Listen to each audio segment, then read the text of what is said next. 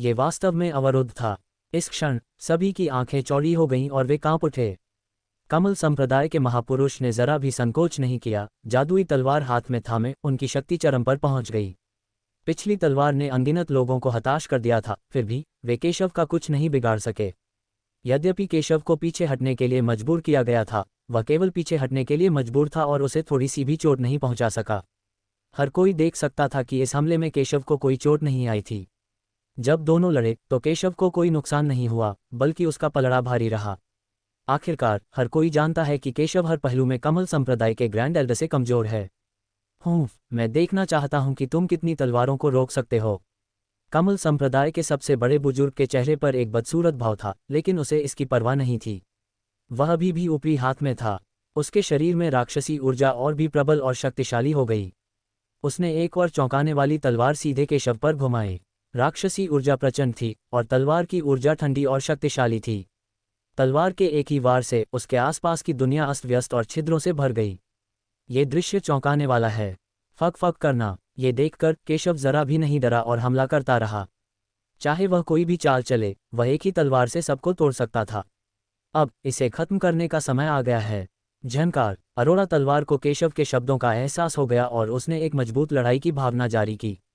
धमाका, केशव के पीछे का भक्षण करने वाला भंवर स्वर्ग और पृथ्वी की आध्यात्मिक ऊर्जा को पागलों की तरह खा रहा था और इसकी गति अपने चरम पर पहुंच गई थी। अगले ही क्षण तलवार की धार ने स्वर्ग और पृथ्वी के बीच एक अत्यंत रहस्यमय चाप बना दिया। एक पल में स्वर्ग और पृथ्वी में हरी लकड़ी, बिंगाक, गेंग धातु, रेन पानी और वो पृथ्वी की 5 प्रकार की आध्यात्मिक ऊर्जा उभरी और स्वर्ग और पृथ्वी को भर दिया। धमाका, इस क्षण ऐसा लगा जैसे आकाश और धरती पर 5 तलवारें प्रकट हो गई हों। प्रत्येक तलवार 5 तत्वों में से एक का प्रतिनिधित्व कर रही थी, जो एक दूसरे को प्रतिध्वनित कर एक संपूर्ण तत्व का निर्माण कर रही थी। महान 5 तत्व विश्व विनाशक तलवार, ये केशव द्वारा अपने पिछले जीवन में बनाई गई शीर्ष तलवार चालों में से एक है। इसमें शामिल रहस्य पंचतत्वों के चमत्कारी प्रयोग से जुड़ा हो सकता है। एक बार मुक्त होने पर ये पंचतत्व मिलकर स्वर्ग और पृथ्वी का विनाश करेंगे और सभी देवताओं और राक्षसों का दमन करेंगे। मूल रूप से केशव ने इस चाल का उपयोग करने का इरादा नहीं किया था, लेकिन कमल संप्रदाय के सर्वोच्च बुजुर्ग एक जादुई तलवार पकड़े हुए थे और केशव उन्हें दबाना चाहते थे, इसलिए ये चाल सबसे अच्छी थी। धमाका, जैसे केशव ने इस तलवार का इस्तेमाल किया, ऐसा लग रहा था कि पूरा विश्व इसे सहन करने में असमर्थ है। इससे हिंसक उतार चढ़ाव उत्पन्न हुए, जिससे लोगों को यह महसूस हुआ कि यह तलवार पूरी दुनिया को दबा सकती है। असंख्य लोग हृदय में स्तब्ध और भयभीत हो गए, मानो इस तलवार से आकाश के सभी देवता और दानव, सूर्य, चंद्रमा, तारे और संसार के सभी जीव जंतु पूरी तरह से दब जाएंगे। केशव की आंखें ठंडी थीं और उसकी आंखों में एक अजीब रंग चमक रहा था। हालांकि उसने ये तलवार पिछले जन्म में बनाई थी, लेकिन उसने इसका ज्यादा इस्तेमाल नहीं किया था। लेकिन इस बार जब उसने इसका इस्तेमाल किया तो उसके दिल में एक अलग ही एहसास हुआ। शायद अनगिनत देवताओं और राक्षसों का दमन करने से उसे इस तलवार चाल को बनाने के अपने मूल उद्देश्य की याद आ गई और उसने अपने दिल में एक लंबे समय से खोई हुई भावना को महसूस किया। इससे उन्हें तलवार चाल की गहरी समझ प्राप्त करने में मदद मिली। ये तलवार आकाश, पृथ्वी, देवताओं, शैतानों और उसमें मौजूद हर चीज को दबा सकती है। धमाका, कमल संप्रदाय के सबसे बड़े बुजुर्ग के चेहरे पर एक भद्दा भाव था। एक बड़ा खतरा महसूस करते हुए उसने बिना किसी हिचकिचाहट के केशव को मारने की ठान ली। उसने कभी नहीं सोचा था कि एक दिन उसे इस स्थिति तक मजबूर होना पड़ेगा। केशव अपनी तलवार घुमाते हुए उदासीन दिख रहा था। तलवार की कोई और चाल इस चाल का वर्णन नहीं कर सकती। आकाश और पृथ्वी उलट गए, सूर्य और चंद्रमा ढह गए और आकाशगंगा बिखर गई। ये है इस तलवार की ताकत। गड़गड़ाहट, सबके देखते देखते रक्तवर्णी तलवार का इंद्रधनुष और पंचतत्वों वाली तलवार की रोशनी आपस में टकराकर एक विशाल गर्जना के साथ फूट पड़ी, जिससे धरती हिल गई। पूरी दुनिया में बस एक किरण ही शेष रह गई। उन दोनों के बीच से विशाल और हिंसक शक्ति की लहरें उठीं और तुरंत सभी दिशाओं में फैल गईं। ये पूरी दुनिया में तूफान की तरह है। सबके चेहरे पर भाव बदल गए और वे सब उस दृश्य को गौर से देखने लगे। जानना चाहते हैं कि कौन जीतता है और कौन हारता है। सभी ने अपनी आंखें चौड़ी कर लीं और दृश्य को स्पष्ट रूप से देखने की कोशिश करने लगे। धमाका, तूफान थम गया और एक ऐसा दृश्य सामने आया जो अविश्वसनीय था और सभी के लिए चौंकाने वाला था। पृथ्वी के ऊपर कमल संप्रदाय के प्रमुख बुजुर्ग फटे हुए कपड़ों में थे। उनके शरीर से बहुत अधिक खून बह रहा था। वे जमीन पर आधे घुटनों के बल बैठे थे और उनकी आंखों में एक खालीपन था। ऐसा लग रहा था जैसे उसे कोई जोरदार झटका लगा हो, जिससे वह शून्य से जमीन पर गिर पड़ा और उसका शरीर भी लगभग कुचल गया था। आखिरकार वह किसी तरह अपनी स्थिति संभाल पाया और मुश्किल से आधा घुटनों के बल बैठा रहा। उसके पास रखी जादुई तलवार भिनभिनाती हुई जमीन पर गिर पड़ी और शून्य में केशव अपने हाथ में तलवार लिए खड़ा था। उसके लंबे बाल हवा में लहरा रहे थे, युद्ध के एक अद्वितीय देवता की तरह, अजेय। दुनिया को नीचा देखो। सारा दर्शक वर्ग स्तब्ध और भयभीत हो गया। इससे पहले कमल संप्रदाय के महापुरुष ने अपनी शक्ति को चरम पर पहुंचाने के लिए एक गुप्त तकनीक का प्रयोग किया और फिर उन्होंने अद्वितीय जादुई तलवार का आह्वान किया। उस अद्वितीय जादुई तलवार ने ही पूरे दर्शकों को स्तब्ध कर दिया और अनगिनत शक्तिशाली लोगों को चकित कर दिया। हालांकि अब कमल संप्रदाय के सर्वोच्च बुजुर्ग, जो इतने शक्तिशाली थे, अंततः केशव द्वारा पराजित हो गए और केशव द्वारा दबा दिए गए। ये बात विश्व को आश्चर्यचकित और अविश्वसनीय क्यों न लगे, ये भी इस समय था कि हर कोई समझ गया कि केशव कितना शक्तिशाली था। तुम्हारे, केशव ने शांति से कहा, मानो यह कोई आश्चर्य की बात नहीं थी। मेरी हार हुई, वह कैसे संभव है? उद्धरण चिन्ह। कमल संप्रदाय के ग्रैंड एल्डर को इस पर विश्वास नहीं हुआ और उन्होंने अपनी आंखों में एक खाली नज़र के साथ कहा। फिर उसने केशव को घृणा से देखा, विशेषकर जब वह अपने आसपास की आंखों को देखता तो उसे ऐसा लगता जैसे उसका चेहरा दर्द से जल रहा हो। नहीं, मैं अभी तक नहीं हारा हूं। केशव, तुम आज मर जाओगे। कमल संप्रदाय के ग्रैंड एल्डर ने केशव को लगभग पागलों की तरह देखा और कहा, वह अभी तक नहीं हारा है। जब तक केशव मरता है उसे पराजित नहीं माना जाएगा। सब हैरान थे। किसी ने सोचा भी नहीं था कि महान बुजुर्ग इस हद तक मजबूर हो जाएंगे और लगभग पागल हो जाएंगे।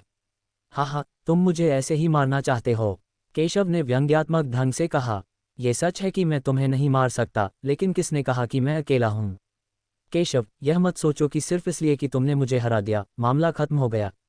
तुम आज मर जाओगे, कमल संप्रदाय के ग्रैंड एल्डर ने ठंडे स्वर में कहा। तीसरे भाई, चौथे भाई, आओ और मेरी मदद करो, वह ठंडे स्वर में चिल्लाया। जब सबने ये सुना तो वे आश्चर्यचकित हो गए।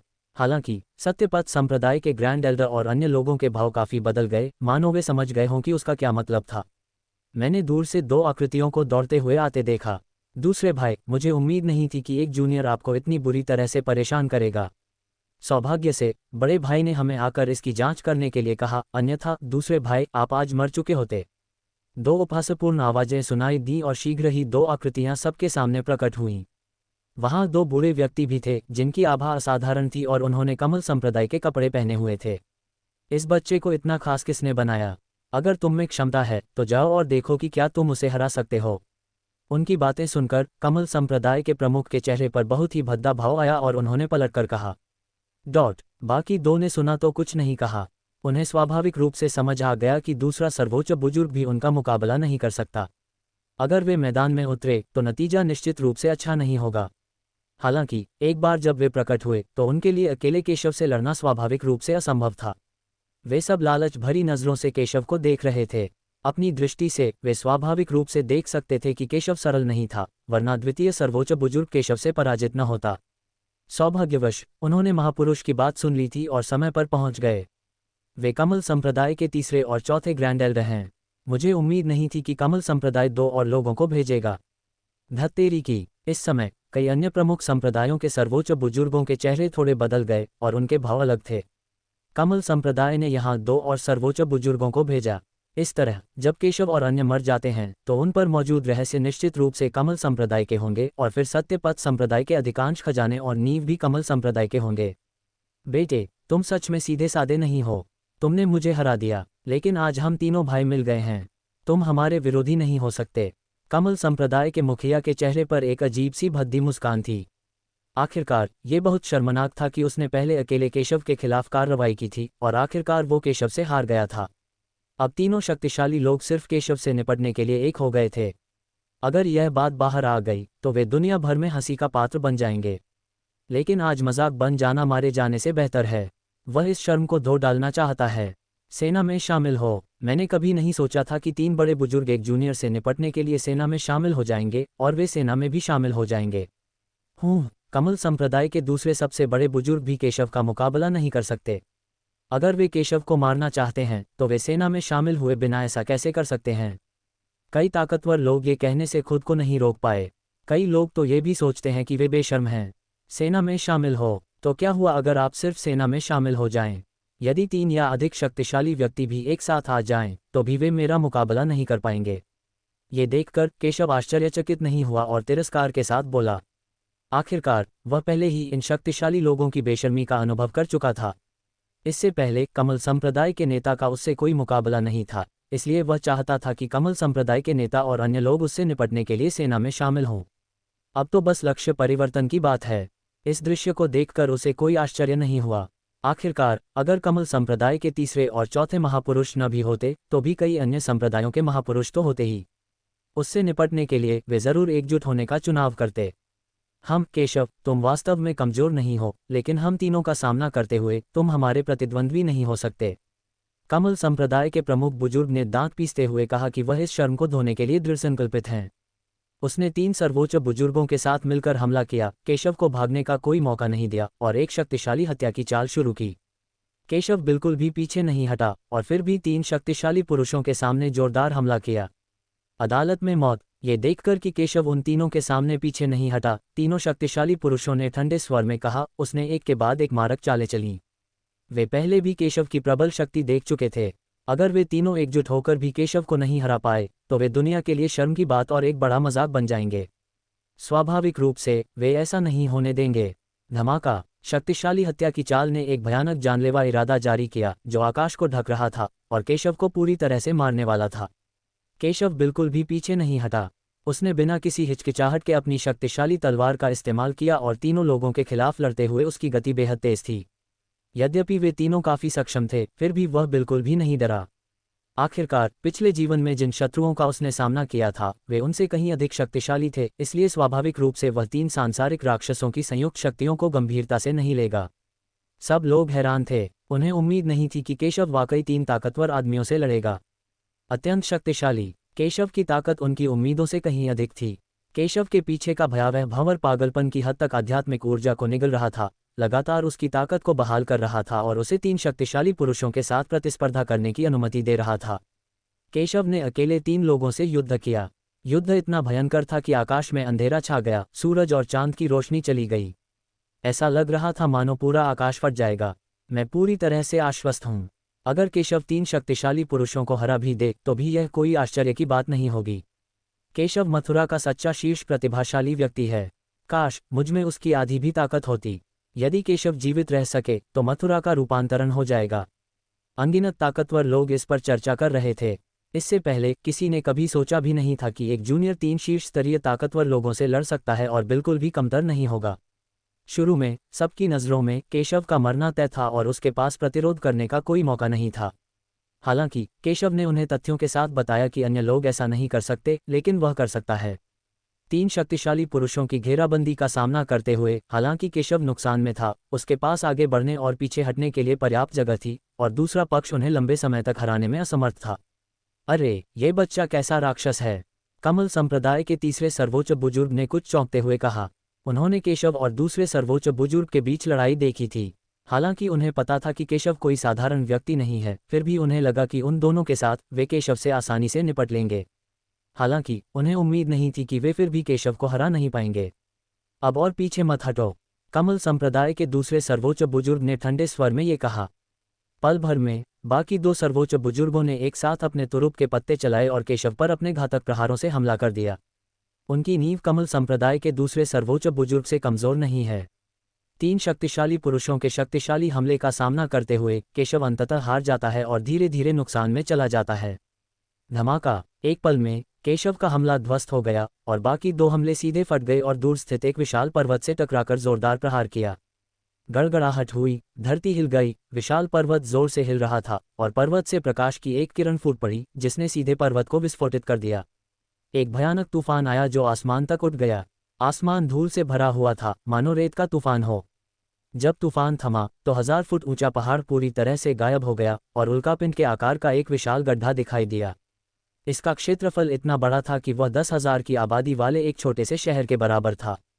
3 महान बुजुर्गों की संयुक्त शक्ति वास्तव में इतनी मजबूत और भयानक थी कि हर कोई गहरी सांस लेने से खुद को रोक नहीं सका। अब जब कमल संप्रदाय के सर्वोच्च बुजुर्ग एकजुट हो गए हैं तो वे अजेय हैं। मुझे डर है कि आज उनका मुकाबला कोई नहीं कर सकता। बेटे, जब तुम हमें अपमानित करते हो तो यही होता है। कमल संप्रदाय के तीसरे सर्वोच्च बुजुर्ग ने इस दृश्य को ठंडे भाव से देखा, ये सोचकर कि केशव मर चुका है। केशव नहीं मरेगा। इसमें कोई शक नहीं कि केशव बहुत ताकतवर है, लेकिन आखिरकार उसका प्रतिद्वंदी 3 लोग हैं। केशव के लिए अकेले 3 ताकतवर आदमियों का मुकाबला करना मुश्किल है। अनगिनत ताकतवर लोग इस पर चर्चा कर रहे थे। वे जानते थे कि केशव कोई साधारण इंसान नहीं था, बल्कि दक्षिया का सबसे ताकतवर प्रतिभाशाली इंसान था। फिर भी वह अकेला बहुत कमज़ोर था। मैदान पर कोई भी केशव की मदद नहीं कर सकता। त्यानशुवान संप्रदाय के कई बड़े बुजुर्ग संयमित थे, और यहाँ तक कि वे नुकसान में भी थे क्योंकि उनके विरोधियों की संख्या ज़्यादा थी। वे धीरे धीरे पराजित भी हो रहे थे। वे मुश्किल से अपनी रक्षा कर पा रहे थे, तो वे केशव की मदद कैसे कर सकते थे? अन्य शक्तिशाली पुरुष सर्वोच्च बुजुर्ग स्तर के शक्तिशाली पुरुषों के विरोधी नहीं हो सकते थे, और वे केशव की बिल्कुल भी मदद नहीं कर सकते थे। इसलिए केशव का मारा जाना कोई आश्चर्य की बात नहीं थी। तुम मुझे मारने के लिए पर्याप्त योग्य नहीं हो। जैसे ही सब लोग बात कर रहे थे, बड़े गड्ढे से एक ठंडी आवाज आई, और अगले ही पल केशव फिर से प्रकट हुआ। लेकिन अपने पिछले रूप की तुलना में वह बहुत अधिक दुखी लग रहा था। उसके कपड़े फटे हुए थे और उसके मुंह के कोने से खून बह रहा था। ये पहली बार है जब मैं इतना शर्मिंदा हुआ हूँ। हालांकि केशव का चेहरा थोड़ा गंभीर था, बिना किसी डर या आतंक के। वह बहुत आश्चर्यचकित नहीं हुआ। प्रतिद्वंद्वी वास्तव में आसान नहीं है, लेकिन इसका मतलब यह नहीं है कि वह आज मर चुका है। लगता है तुम अभी मरे नहीं हो। तुम सचमुच साधारण नहीं हो, लेकिन तुम तो युवानदान राज्य में ही हो। मुझे नहीं लगता कि तुम आगे भी डटे रह पाओगे। अब से तुम जरूर मरोगे। केशव की उपस्थिति को देखकर कमल संप्रदाय के दूसरे सर्वोच्च बुजुर्ग ने केशव के शब्दों की परवाह नहीं की, बल्कि इसके बजाय एक दुर्लभ विश्राम दिखाया। ये बच्चा मर गया है। केशव इन 3 शक्तिशाली पुरुषों के साथ कैसे प्रतिस्पर्धा कर सकता था? केशव की ताकत सिर्फ युवानदान स्तर की है। वह शायद सिर्फ एक ही सर्वोच्च बुजुर्ग को हरा सकता है। वह 2 लोगों का भी मुकाबला नहीं कर सकता, 3 लोगों का तो बिल्कुल नहीं। वह जरूर मरेगा। आप सही कह रहे हैं। युवानदान राज्य वास्तव में आप दोनों की संयुक्त सेना के सामने शक्तिहीन है। केशव ने शांति से सिर हिलाया। लेकिन किसने कहा कि मैं सिर्फ मौलिक मुख्य क्षेत्र में हूँ? मैं जब चाहूँ स्वर्ण भूरुंग क्षेत्र में घुस सकता हूँ। मैं थोड़ा और इंतजार करने की सोच रहा था, लेकिन लगता है मुझे आज जल्दी ही वहां पहुंचना होगा। केशव ने ठंडे स्वर में कहा। उसकी ताकत बहुत पहले ही युवानदान राज्य के चरम पर पहुंच चुकी थी, और स्वर्णिम भ्रूण राज्य को भेदना बस एक विचार की दूरी पर था। हालांकि वह अपने राज्य को दबा रहा था, उसे स्थिर करना चाहता था। लेकिन अब अगर वह उन तीनों से निपटना चाहता था, तो युवानदान राज्य अभी भी पर्याप्त नहीं था, और वह केवल भेद ही सकता था। जैसे ही केशव ने बोलना समाप्त किया, एक अत्यंत भयानक आभा उसके शरीर से निकली और आकाश में उड़ गई। उसके चारों ओर तेज हवा चल रही थी, काले बादल उमड़ रहे थे, और पूरा आकाश और धरती रंग बदल रहे थे। केशव वास्तव में इस समय तोड़ने का इरादा रखता है। क्या उसे डर नहीं है कि कोई उसे रोक लेगा? आसपास के सभी शक्तिशाली पुरुषों ने जब ये दृश्य देखा तो उनके चेहरे पर हैरानी के भाव थे। वे अपनी आंखों से केशव को घूर रहे थे, और उनकी आंखों के भाव अत्यंत गंभीर हो गए थे। क्या ये बच्चा वास्तव में इस समय आगे बढ़ने का इरादा रखता है? कई सर्वोच्च बुजुर्गों को इस पर यकीन नहीं हुआ, और उन्होंने केशव को उपहासपूर्ण भाव से देखा। जो कोई भी इस दायरे से बाहर निकलना चाहता है, वह किसी गुप्त और शांत जगह की तलाश करेगा ताकि कोई उसे परेशान न करे, वरना भटक जाने की पूरी संभावना है। आगे बढ़ने में नाकामी तो छोटी बात है, लेकिन जुनून से मौत बड़ी बात है। कई लोग इस दायरे से बाहर निकलने के कारण भटककर शैतान के रास्ते पर चले गए। कई लोगों ने तो अपनी जान भी गंवा दी। ऐसी घटनाएं हर जगह देखी जा सकती हैं। इसके अलावा केशव इतना साहसी था कि इन दुश्मनों के सामने ही उसने राज्य में ब्रेक थ्रू लगा दी। ये तो मौत को दावत देने के समान था। अगर कोई उसे बेवजह बीच में रोक देता तो उसकी सफलता तुरंत रुक जाती और उसे अपने किए का फल भुगतना पड़ता। इसलिए न केवल कई सर्वोच्च बुजुर्गों ने उसे रोकने की कोशिश नहीं की, बल्कि उन्होंने एक उपहासपूर्ण रवैया अपनाया और उसकी सफलता के महत्वपूर्ण क्षण में केशव पर हमला करने की योजना बनाई। बेशक कई लोगों की नज़र में केशव को रहस्यमय और झांसा देने वाला माना जाता है। गड़गड़ाहट। तभी केशव के सिर के ऊपर से अचानक एक विशाल काला बादल उमड़ आया। ये काला बादल आकाश और सूरज को ढकते हुए पूरे आकाश को इस तरह ढक लिया कि सैकड़ों मील के दायरे में फैला इलाका इस काले बादल में डूब गया। काले बादलों से गड़गड़ाहट की एक गगनभेदी गर्जना सुनाई दी। ये स्वर्गीय विपत्ति की उभरती हुई शक्ति थी। गड़गड़ाहट की हर ध्वनि चारों दिशाओं में गूंज रही थी। 9 स्वर्गों के बक्से से एक अत्यंत भयानक आभा भी निकल रही थी। इससे उस क्षेत्र के सभी बलवान पुरुष और राक्षस भय से कांप उठे। इस समय केशव की आभा भी बेतहाशा बढ़ गई और पूरी तरह से फूट पड़ी, जिससे मैदान में मौजूद ताकतवर लोगों के हाव भाव बदल गए। भला ये स्वर्ण भ्रूण के दायरे को भेदने की ताकत कैसे हो सकती है? मुझे डर है कि यदि कोई दिशा या स्वर्गीय गिरोह क्षेत्र को तोड़ भी दे तो भी उसकी गति इससे अधिक नहीं होगी। 100 मील के दायरे में फैला इलाका अंतहीन काले बादलों से घिरा हुआ था। इस भयावह आभा ने कई बड़े बड़े बुजुर्गों के चेहरे पर अचानक से रंगत बदल दी। वे सब डर गए और सदमे से केशव को देखने लगे। केशव ने उन्हें अनदेखा कर दिया और आसमान की ओर देखने लगा। बस गहरे अंधेरे बादलों में वहां स्वर्गीय क्लेश उन्मत्ततापूर्वक इकट्ठा हो रहा था। हालांकि ऐसी परिस्थितियों में स्वर्गीय क्लेश को तोड़ना एक मूर्खतापूर्ण निर्णय था, लेकिन केशव के पास उस समय कोई विकल्प नहीं था। मूलतः उसने अपने राज्य को सुदृढ़ करने और फिर पीछे हटने तथा आगे बढ़ने के लिए एक स्थान खोजने की योजना बनाई थी, ताकि वह स्वर्गीय क्लेश से निपटने के लिए पूरी ताकत लगा सके। लेकिन इस समय उसके पास कोई विकल्प नहीं था। कई महान बुजुर्गों के सहयोग से यदि वह आगे बढ़ भी गए तो विरोधियों से निपटना उनकी वर्तमान क्षमता से परे होगा। संप्रदाय की खातिर उसे इससे निपटने के लिए दायरे को तोड़ना होगा। गड़गड़ाहट। शून्य में गड़गड़ाहट की तेज आवाज लगातार सुनाई दे रही थी। जैसे जैसे और भी काले बादल घिरते गए, गड़गड़ाहट की आवाज और तेज होती गई। अंततः अत्यंत भयावह स्वर्गीय विपत्ति शून्य में मंथन करती रही और भयानक ध्वनियां निकालती रही। धमाका। ऊपर आसमान से एक बहुत बड़ी आवाज आई जो पूरे स्थल में गूंज उठी। अनगिनत मजबूत पुरुषों के कान के पर्दे लगभग फट गए और वे आश्चर्य भरी आंखों से आसमान के ऊपर की आवाज को देखने लगे। वह क्या है? क्या ये कोई स्वर्गीय आपदा है? ये स्वर्गीय क्लेश निकला। ये स्वर्गीय विपत्ति कैसे हो सकती है? इस बच्चे ने सचमुच कोई स्वर्गीय विपत्ति आकर्षित की है। वह अभी स्वर्ण भ्रूण अवस्था में ही है, लेकिन इस बच्चे ने वास्तव में स्वर्गीय कष्ट को आकर्षित किया है। पूरे पूर्वी महाद्वीप में लगभग कोई भी व्यक्ति स्वर्ण भ्रूण क्षेत्र को पार करते समय स्वर्गीय क्लेश को आकर्षित नहीं कर सकता है। जो लोग सांसारिक राक्षस क्षेत्र को तोड़ सकते हैं और स्वर्गीय क्लेश को आकर्षित कर सकते हैं, वे सभी मथुरा में शीर्ष प्रतिभाशाली हैं। अनगिनत लोग इस बारे में बात कर रहे थे, बेहद हैरान।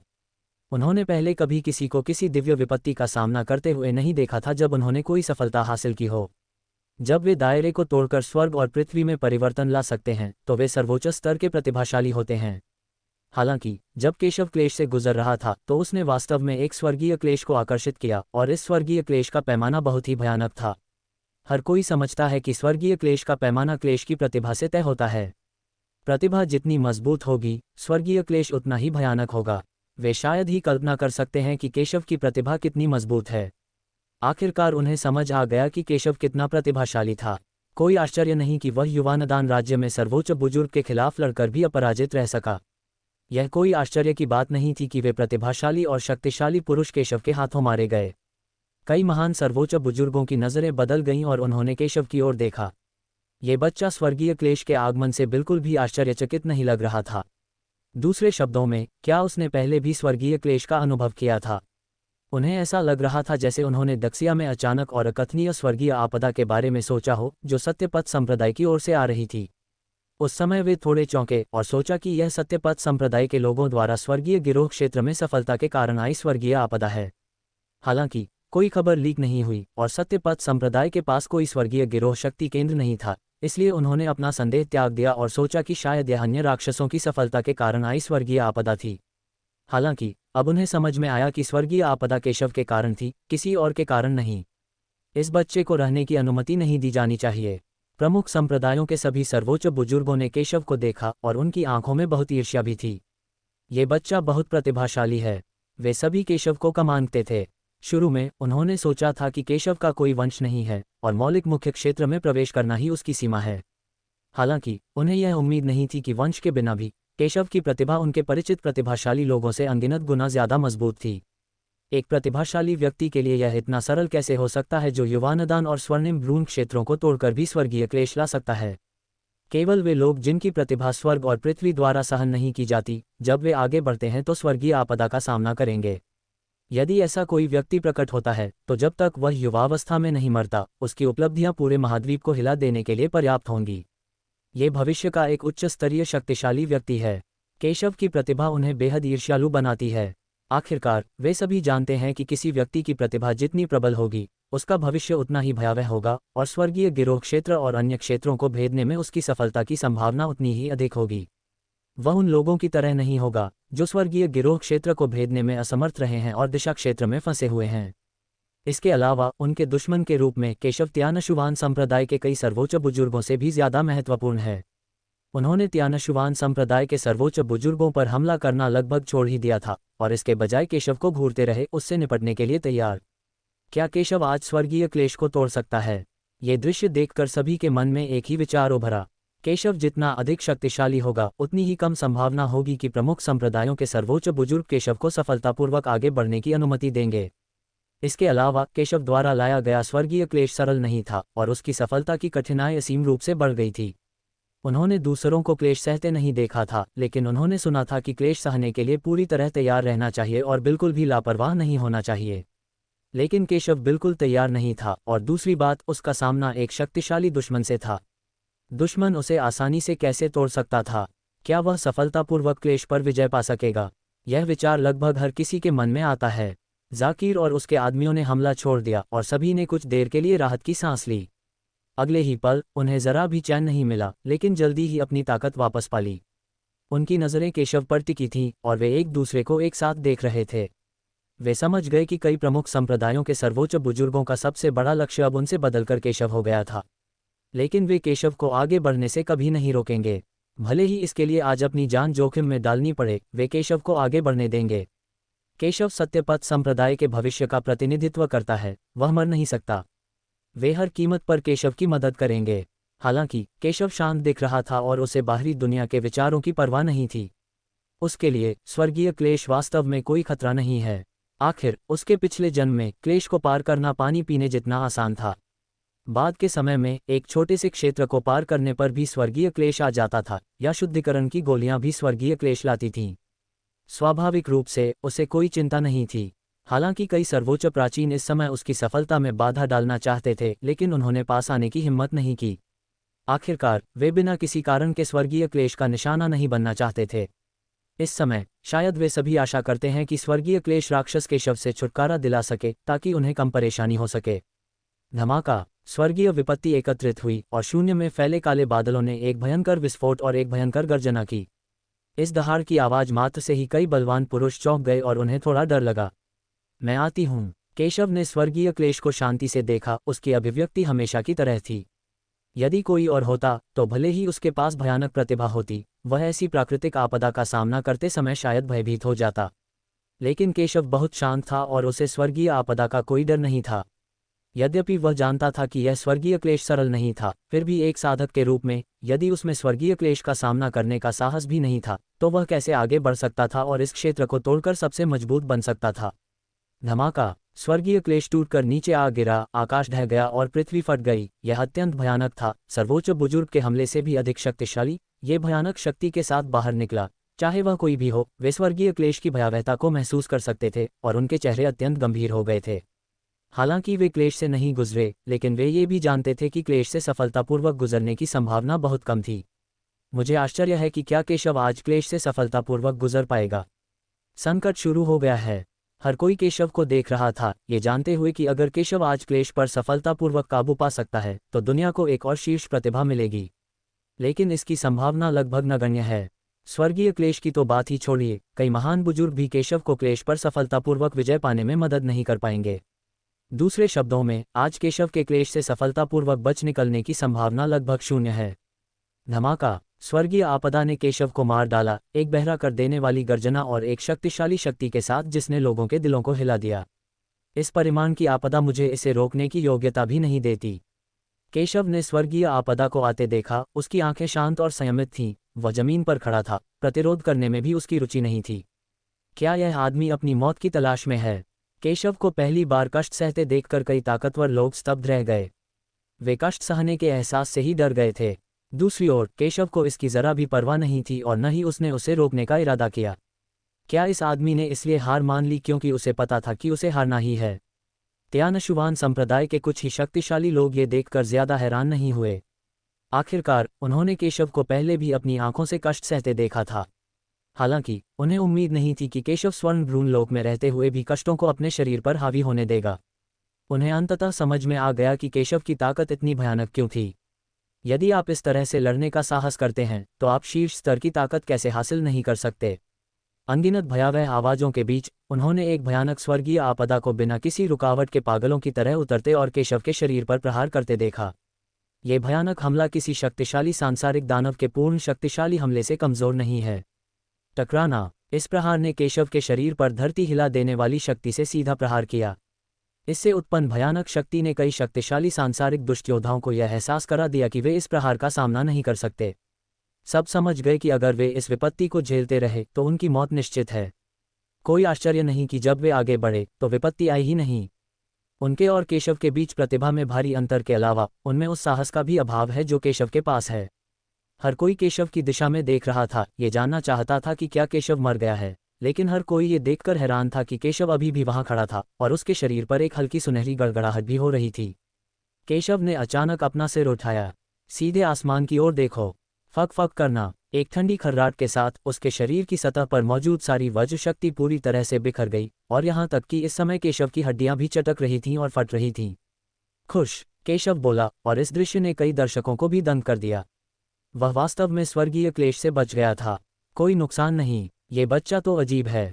आखिरकार मुझे समझ आ गया कि उसका भयानक शरीर कैसे बना। उसने स्वर्गीय कष्टों को बिना किसी क्षति के सहन कर लिया और यहाँ तक कि उसका आभामंडल भी कमजोर नहीं हुआ। हर कोई सदमे में ये कहने से खुद को नहीं रोक पाया कि उन सभी ने स्वर्गीय विपत्ति की भयावहता को महसूस किया था, लेकिन केशव ने अपने भौतिक शरीर से इसे आसानी से झेल लिया था। आखिरकार उन्हें समझ आ गया कि केशव का भौतिक शरीर इतना मजबूत क्यों था। ये पूरी तरह से उसके अथक प्रयासों का नतीजा था। कई महान सर्वोच्च बुजुर्गों की आंखें स्तब्ध रह गईं। उन्होंने पहले कभी किसी को अपने भौतिक शरीर से इस दिव्य विपत्ति का विरोध करने का साहस करते नहीं सुना था, लेकिन आज उन्होंने इसे अपनी आंखों से देखा। इसने उन्हें केशव को मारने के लिए भी दृढ़ कर दिया।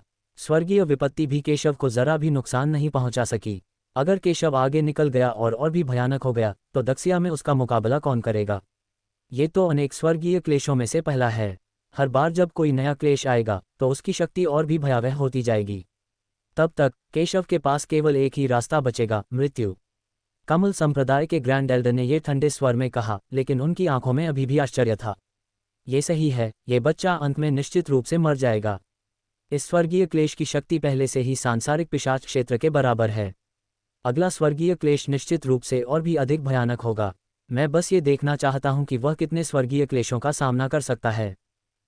मेरी राय में 10 स्वर्गीय कष्टों को झेलने की क्षमता ही सीमा है। ये बच्चा बर्बाद हो गया है। G2 संप्रदाय के सर्वोच्च बुजुर्ग ने व्यंग्यात्मक लहजे में कहा। 10 स्वर्गीय क्लेश, भाईली, मुझे लगता है आपने इस बच्चे का अनुमान ज्यादा लगा लिया। 5 वज्र क्लेशों को झेल पाना ही उसकी सीमा है। दूसरे संप्रदाय के सर्वोच्च बुजुर्ग बोले। हालांकि अन्य सर्वोच्च बुजुर्गों ने कुछ नहीं कहा, लेकिन उन सभी के विचार एक जैसे थे। किसी को भी विश्वास नहीं था कि केशव स्वर्गीय क्लेश से बच पाएगा। बेशक भले ही केशव त्यांजियाओं से गुजर सके, वे केशव को सफल नहीं होने देंगे। हालांकि केशव को नहीं पता था कि वे क्या सोच रहे थे और न ही उसे इसकी परवाह थी। मात्र स्वर्गीय क्लेश उसे बिल्कुल नहीं रोक सकता। वह बहुत पहले ही उस दायरे को तोड़कर स्वर्गीय क्लेश से बच सकता था। स्वर्गीय क्लेश उसके लिए कोई खतरा नहीं था। वह बस अपनी नींव मजबूत करना चाहता था और इसीलिए वह अभी तक उससे नहीं निकल पाया था। गड़गड़ाहट, धमाका। केशव ने पहला स्वर्गीय क्लेश सहने के बाद दूसरा स्वर्गीय क्लेश फिर से आ गया। एक अत्यंत भयानक वज्रपात ने केशव को मार डाला। उनमें से शक्ति फूट पड़ी, जिससे 1000 मील के दायरे में मौजूद सभी बलवान कांप उठे और हिलने डुलने की हिम्मत न हुई। जैसा कि सभी ने उम्मीद की थी, इस दूसरे स्वर्गीय क्लेश की शक्ति कई गुना बढ़ गई। गड़गड़ाहट। स्वर्गीय विपत्ति तुरंत केशव के सिर पर प्रकट हुई और एक भयानक दबाव पैदा हुआ।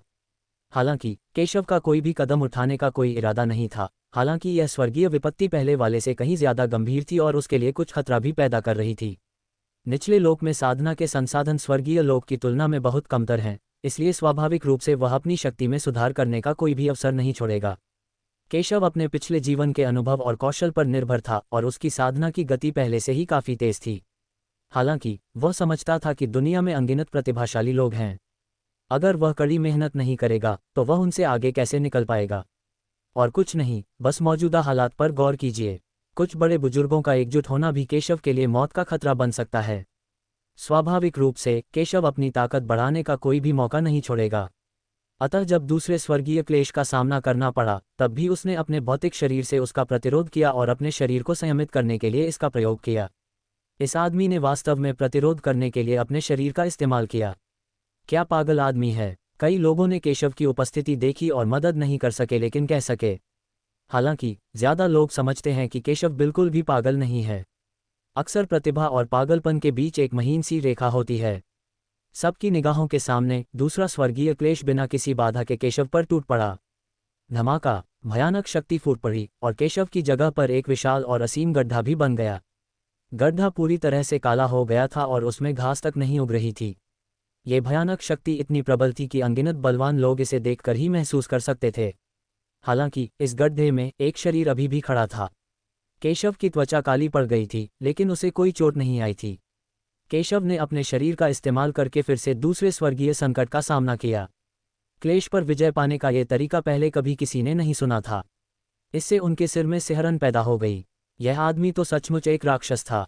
दूसरा स्वर्गीय क्लेश सामान्य सांसारिक राक्षसों की शक्ति से भी आगे निकल गया है। कई शक्तिशाली पुरुष भी अपनी पूरी कोशिश करके भी इसका विरोध नहीं कर पाएंगे, लेकिन केशव ने फिर भी अपने भौतिक शरीर से इसका प्रतिरोध किया। अगर केशव इस बार क्लेश पर काबू पाने में सफल हो जाता है तो वह निश्चित रूप से मथुरा के इतिहास में सबसे शक्तिशाली प्रतिभाशाली व्यक्ति बन जाएगा। अनगिनत लोगों ने आह भरी और कहा कि यद्यपि केशव का जन्म केवल दाजिया में हुआ था और दाजिया की प्रतिभा पूरे मथुरा में पहले कुछ भी नहीं थी, हर कोई समझता था कि केशव की प्रतिभा कितनी मजबूत थी। हालांकि हर कोई यह भी समझता था कि केशव के लिए इस आपदा से आसानी से बच पाना इतना आसान नहीं होगा। पहले दो स्वर्गीय क्लेश ही काफी डरावने हैं और अगले क्लेश और भी अधिक शक्तिशाली और डरावने होंगे। इससे भी महत्वपूर्ण बात यह है कि कई महान सर्वोच्च बुजुर्ग उत्सुकता भरी निगाहों से केशव पर नजर रख रहे हैं। अब स्वर्गीय क्लेश के कारण ही उन्हें लगता है कि केशव क्लेश पर सफलतापूर्वक विजय प्राप्त नहीं कर सकता, इसलिए उन्होंने कोई कदम नहीं उठाया है। लेकिन एक बार जब केशव को सफलता मिलने की संभावना होगी तो वे निश्चित रूप से केशव को सफल नहीं होने देंगे। इसलिए केशव का मरना तय है। हालांकि केशव को इन सब बातों की जरा भी परवाह नहीं थी। वह अभी भी स्वर्गीय क्लेश पर ध्यान दे रहा था। स्वर्गीय विपत्ति के काले बादल उमड़ते जा रहे हैं और अधिक भयावह और शक्तिशाली होते जा रहे हैं। जाहिर है स्वर्गीय विपत्ति और भी प्रबल होती जाएगी। धमाका, एक और जोरदार धमाका हुआ और एक बहुत बड़ी स्वर्गीय आपदा एक लंबे अजगर की तरह केशव की ओर बढ़ी, जिसमें अंतहीन शक्ति थी और उसने केशव को मार डाला, आसपास के स्वर्ग और पृथ्वी को टुकड़े टुकड़े कर दिया। इस क्षण भी केशव ने अहंकारी होने और स्वर्गीय क्लेश का प्रतिरोध करने के लिए अपने भौतिक शरीर का उपयोग जारी रखने की हिम्मत नहीं की।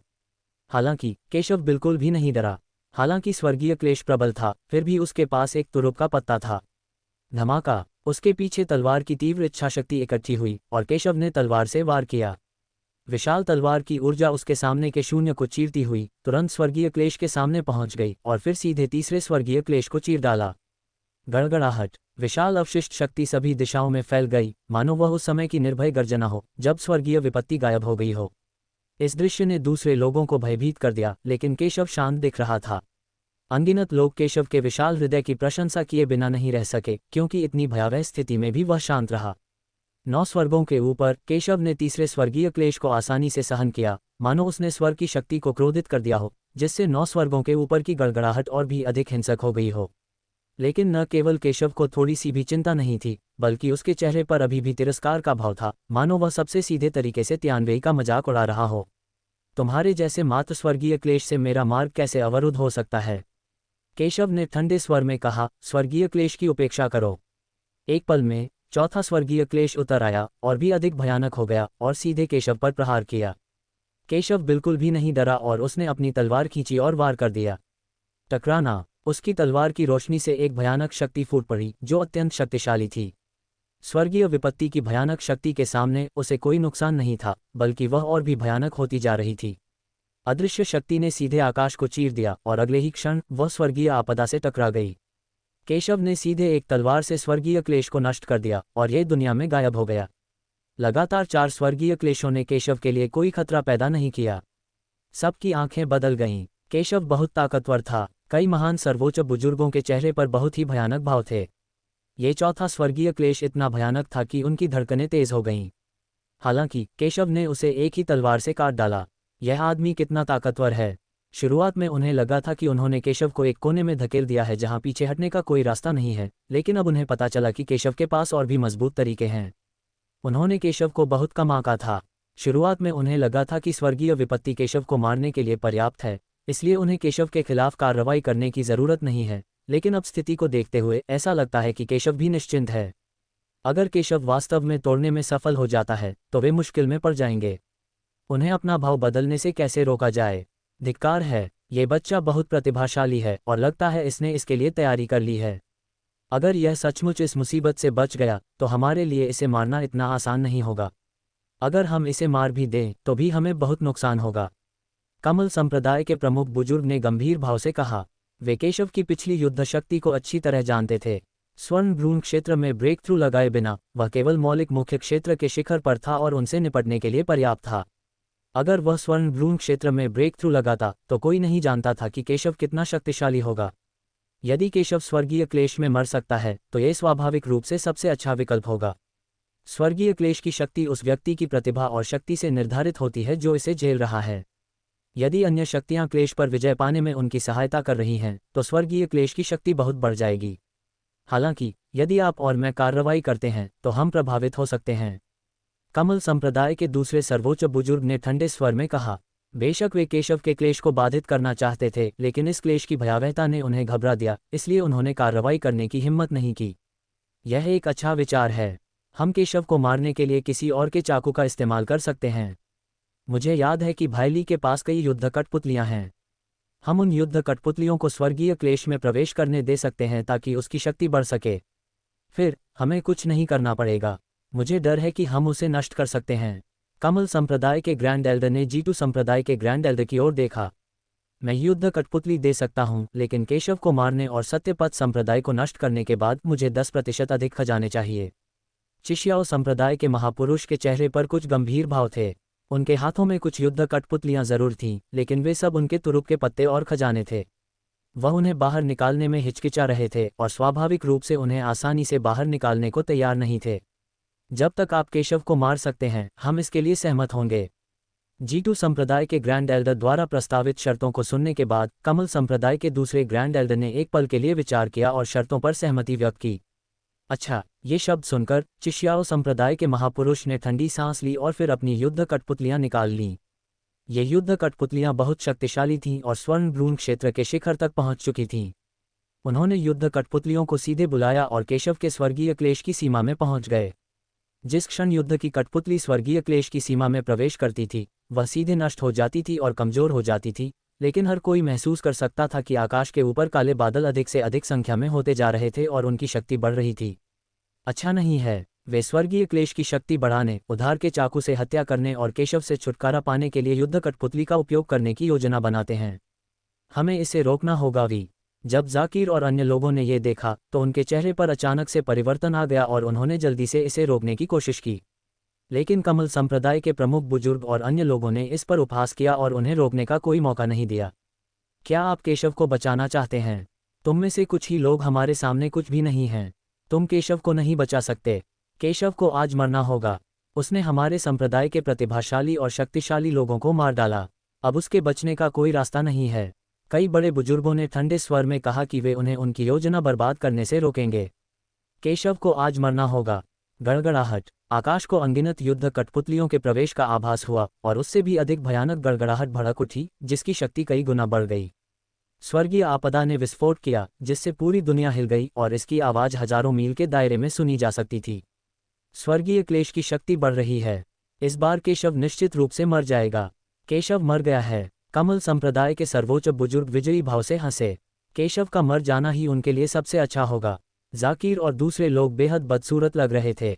उन्हें समझ आ गया था कि वे एक कदम बहुत देर से आ गए हैं। इससे पहले पूरे आकाश में काले बादल छा गए और एक भयानक ध्वनि गूंजी। केशव जिस स्वर्गीय विपत्ति से गुजरा था वह पहले से ही बहुत भयानक थी और अब ये दोगुनी हो गई है। धिक्कार है, ये सर्वोच्च बुजुर्ग इतने बेशर्म हैं कि वे दक्षिया के शीर्ष विशेषज्ञ होने का दिखावा करते हैं। उन्होंने कभी चेहरे की परवाह ही कब की है? एक प्रतिष्ठित दिशा के लिए एक व्यक्ति से निपटने के लिए अपना चेहरा नीचा करना बेशर्मी है और फिर वह केशव से निपटने के लिए सेना में शामिल हो जाता है। उद्धरण चिन्ह। कई लोग गुस्से में बोले, ये सोचकर कि प्रमुख संप्रदाय वास्तव में बेशर्म थे। केशव ने स्वाभाविक रूप से उनकी छोटी छोटी हरकतों को नोटिस किया। उसका चेहरा थोड़ा तनावग्रस्त था, लेकिन उसने ज्यादा परवाह नहीं की। आकाश के खिलाफ लड़ना अंतहीन मजा है। धमाका। स्वर्गीय क्लेश फिर आया और इस बार यह आश्चर्यजनक शक्ति के साथ आया, पिछली बार से कई गुना अधिक शक्तिशाली। इस बार लियांतियान तुम्हें मार डालेगा। केशव, तुम मर चुके हो। हा। कई सर्वोच्च बुजुर्गों ने बेशर्मी से उपहास किया, मानो उन्होंने केशव को मृत देख लिया हो। स्वर्गीय क्लेश की शक्ति भयानक थी और वह सबके सामने प्रत्यक्ष रूप से प्रकट हुई, जिससे लोग भयभीत हो गए। सबकी आंखें चौड़ी हो गईं और उन्होंने देखा कि इस बार दो स्वर्गीय क्लेश एक साथ आ रहे थे। दो स्वर्गीय कष्ट, सफलता। हा हा हा हा, जैसी उम्मीद थी वैसा ही हुआ, केशव मर चुका है। ये देखकर कई बड़े बुजुर्गों के चेहरे पर खुशी के भाव थे, जबकि जाकिर और अन्य लोगों के चेहरे पर बेहद भद्दे भाव थे। वे एक कदम बहुत देर से पहुंचे थे। वे सभी केशव की मदद करना चाहते थे, लेकिन ऐसी परिस्थितियों में वे केशव की बिल्कुल भी मदद नहीं कर सकते थे। अगर वे स्वर्गीय क्लेश में कदम रखते तो क्लेश की शक्ति और बढ़ जाती। सत्यपथ संप्रदाय में हर कोई केशव के लिए प्रार्थना करता है, उम्मीद करता है कि केशव सफलतापूर्वक क्लेश पर विजय प्राप्त कर सके। केशव ने आने वाले स्वर्गीय संकट की ओर देखा, उसकी आंखें थोड़ी स्थिर थीं। इस क्षण उसे भी थोड़ा डर लगा। वह समझ गया कि इस क्षण स्वर्गीय संकट की तीव्रता उसके अनुमान से कई गुना ज्यादा थी। यदि वह वही होता तो भी यदि वह सावधान नहीं रहता तो संभवतः उसका विनाश हो जाता। बेशक केशव स्वाभाविक रूप से ऐसा अवसर नहीं चुनेगा। वह स्वर्गिक विपत्ति में नहीं मरेगा। आप सचमुच बेशर्म हैं। मुझे अपने स्वर्गीय क्लेश के स्तर को सुधारने में मेरी मदद करने के लिए आपका आभारी होना चाहिए। केशव ने ठंडे स्वर में कहा, अब जब बात यहाँ तक आ गई है तो डरने की कोई बात नहीं है। उसने अपने पिछले जन्म में कई स्वर्गीय क्लेशों का अनुभव किया था, इसलिए स्वाभाविक रूप से वह उनसे नहीं डरता था। इसके बजाय उसने स्वर्गीय क्लेशों को अभी भी गंभीरता से नहीं लिया। मानो केशव की अवमानना को भांपकर स्वर्गीय विपत्ति ने एक भयानक आभा छोड़ी, जो बेहद भयावह थी। ऐसा लग रहा था कि यह केशव को पूरी तरह से मार डालने और दुनिया को स्वर्ग के मार्ग को चुनौती देने के परिणामों से आगाह करने के लिए एक चौंकाने वाला स्वर्गीय विपत्ति इकट्ठा कर रही थी। मैं, केशव, अभ्यास करता रहा हूं और अपने दिल की सुनता रहा हूं। हालांकि मैंने कई लोगों को मार डाला है, लेकिन वे सभी लोग मारे जाने के ही लायक थे। मैं अपने दिल का सच्चा हूं। मुझे किसी से शर्म नहीं है। ये तो स्वर्ग के मार्ग के और भी अधिक योग्य है। अब तुम मुझे सिर्फ स्वर्गीय विपत्ति से मारना चाहते हो। ये कैसे संभव है? तुम सपना देख रहे हो। इस समय केशव की तेज दहाड़ अचानक सुनाई दी, जो शून्य में गूंजती हुई पूरी दुनिया में फैल गई। क्या केशव अभी तक मरा नहीं है? वह कैसे संभव है? राक्षस! जब सबने ये सुना तो वे सब हैरान रह गए और आसमान की ओर देखने से खुद को रोक नहीं पाए। यदि आकाश मुझे नष्ट करना चाहे तो मैं आकाश को मार डालूंगा। यदि पृथ्वी मुझे नष्ट करना चाहे तो मैं पृथ्वी को दफना दूंगा। गर्जन! केशव ने एक जोरदार दहाड़ लगाई जो आकाश और धरती तक गूंज उठी। लगभग तुरंत ही वह और भी भयानक शक्ति के साथ प्रस्फुटित हुआ, जो स्वर्गीय विपत्ति से कई गुना ज्यादा भयानक थी। स्वर्ग काटने वाली तलवार काट! अनगिनत शक्तिशाली लोगों की निगाह के नीचे आकाश में छाए काले बादलों को एक अत्यंत विशाल और चौंकाने वाली तलवार ऊर्जा द्वारा सीधे काट दिया गया और विस्फोट कर दिया गया, जो अंतहीन शक्ति के साथ फूट पड़ी। गड़गड़ाहट! इस क्षण अंतहीन तलवार ऊर्जा जारी की गई, मानो दुनिया बनाई गई हो ताकि हजारों मील दूर के लोग तलवार की रोशनी को आकाश में उठते हुए देख सकें। गड़गड़ाहट! आकाश से बिजली की गड़गड़ाहट हुई, जो बहरा कर देने वाली और भयानक थी। इस समय लगभग सभी की आंखों में बस वह मन तलवार जैसी ऊर्जा ही दिखाई दे रही थी। पृथ्वी के दुष्ट लोक के सभी बलवान पुरुष इस तलवार के नीचे चींटियों की तरह कमजोर लग रहे थे। यहाँ तक कि हजारों मील दूर से भी कई नागरिकों ने इस तलवार को देखा और इसे एक देवता के रूप में देखा, जो जमीन पर घुटने टेक कर प्रार्थना और पूजा कर रहा था। आप कल्पना कर सकते हैं कि यह तलवार कितनी शक्तिशाली और भयानक है। कई महान बुजुर्गों के हाव भाव अत्यंत कुरूप थे और उनकी आंखों में हत्या का प्रबल इरादा था। कोई नहीं जानता था कि केशव ने इस तलवार की शक्ति कैसे प्राप्त की, लेकिन हर कोई यह स्पष्ट रूप से जानता था कि स्वर्गीय क्लेश, जिसे किसी के द्वारा भी अटूट कहा जाता था, वास्तव में किसी के द्वारा तोड़ा गया था। ये व्यक्ति अब मेरे सामने है। बेशक वे नहीं जानते थे कि केशव ने एक से अधिक बार स्वर्गीय क्लेश का अनुभव किया था, इसलिए स्वाभाविक रूप से उसने इसे गंभीरता से नहीं लिया। गड़गड़ाहट! 9 स्वर्गों के ऊपर अंतहीन गड़गड़ाहट लगातार सुनाई दे रही थी, अनिच्छा से गर्जना हो रही थी।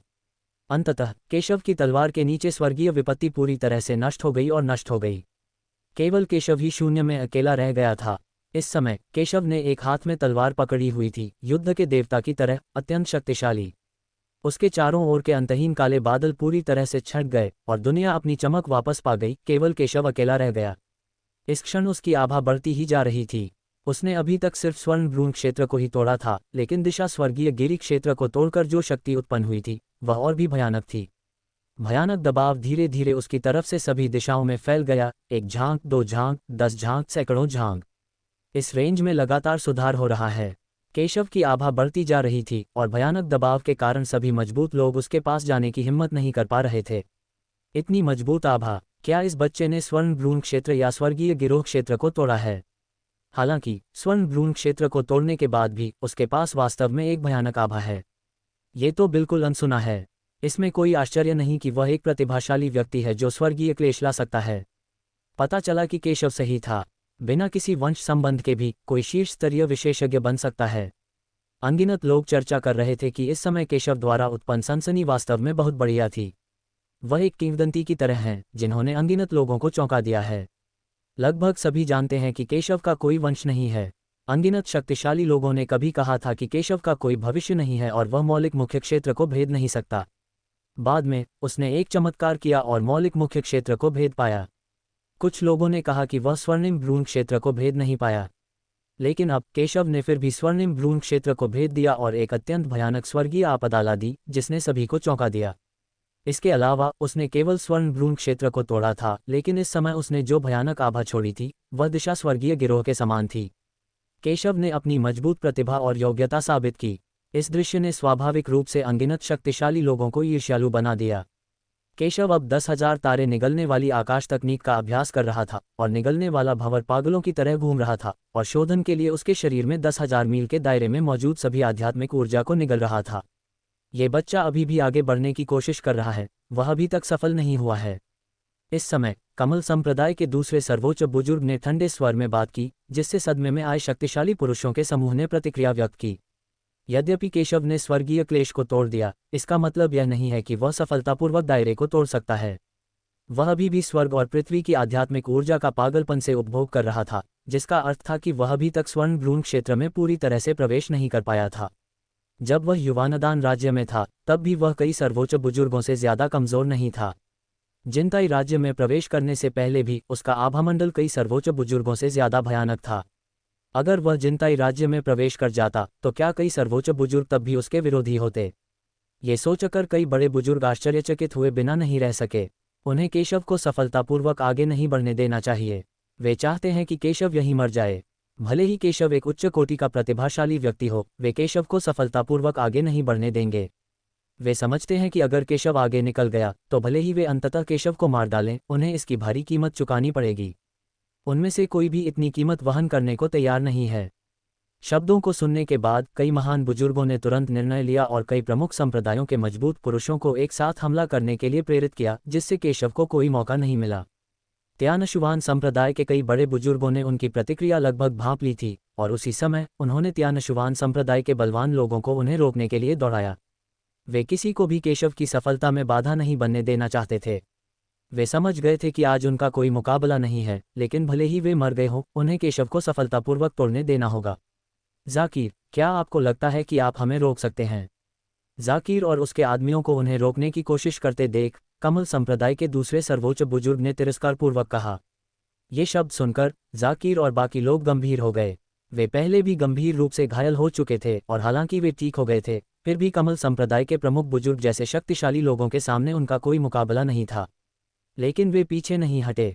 उन्होंने पहले ही फैसला कर लिया था, चाहे मौत ही क्यों न हो, वे उन्हें रोकेंगे। केशव त्यानशुवान संप्रदाय की आशा थे। उनके हाथों में सत्यपथ संप्रदाय का पतन हो गया और वे अपने पूर्वजों के प्रति दोषी महसूस करने लगे। अब जबकि सत्यपथ संप्रदाय को अंततः फिर से उठने की उम्मीद है, वे स्वाभाविक रूप से इस उम्मीद को खोना नहीं चाहते। वे पर्याप्त नहीं हैं, तो मुझे और अन्य लोगों को जोड़ने के बारे में क्या ख्याल है? तभी दूर से ड्रैगन की पोशाक पहने एक बलवान व्यक्ति बलवानों के एक समूह के साथ आया। वह कोई और नहीं, सम्राट जिया हुआंग था। सम्राट जिया ने मोर्चा संभाला और जाकिर के पक्ष में प्रकट हुए। सम्राट जिया को प्रकट होते देख जाकिर और अन्य लोग राहत की सांस लिए बिना नहीं रह सके। यह महाराज हैं, महान। मुझे खेद है, मैं एक कदम देर से आया हूं क्योंकि मैं परमपिता परमेश्वर से मदद मांगना चाहता था। सम्राट जिया ने कुछ माफी के साथ जाकिर को देखा। हालांकि जाकिर और अन्य लोगों का शिकायत करने का कोई इरादा नहीं था। सम्राट जिया का आज आना ही काफी था। आखिरकार एक राजवंश के शासक के रूप में सम्राट जिया सामान्य दिनों में किसी भी गुट का पक्ष नहीं ले सकते। तभी उनकी नज़र सम्राट जिया के पीछे खड़े एक बूढ़े व्यक्ति पर पड़ी। ये व्यक्ति कोई और नहीं बल्कि महान जिया राजपरिवार का एक वरिष्ठ व्यक्ति था, जो उनकी ही पीढ़ी का एक शीर्षस्थ व्यक्ति था। उन्होंने कृतज्ञता व्यक्त करने के लिए झुककर प्रणाम किया। दहाड़ दहाड़ एक क्षण में 2 स्वर्गीय विपत्तियां आकाश के ऊपर एकत्रित हुईं और मारने के लिए आईं। केशव पर पहले जो भी स्वर्गीय विपत्तियां आई थीं, वे सभी एक ही वज्रपात थीं, जो पहले से ही बहुत भयानक थीं। लेकिन अब 2 स्वर्गीय विपत्तियां थीं। ये 2 स्वर्गीय विपत्तियां 2 वज्र ड्रैगन की तरह एक दूसरे से लिपटी हुई भयानक और भयंकर बिजली निगलती और उगलती हुई निकलीं। ये लगभग तुरंत ही आ गिरी, जिससे आकाश और धरती का रंग बदल गया, मानो केशव के मारे जाने तक ये रुकने वाले ही नहीं थे। स्वर्गीय क्लेश में अचानक वृद्धि का सामना करते हुए दूसरों के पास हार मानने के अलावा कोई विकल्प नहीं होगा। आखिरकार वे पूरी तरह तैयार थे और ऐसी दुर्घटना घटित होना असंभव था।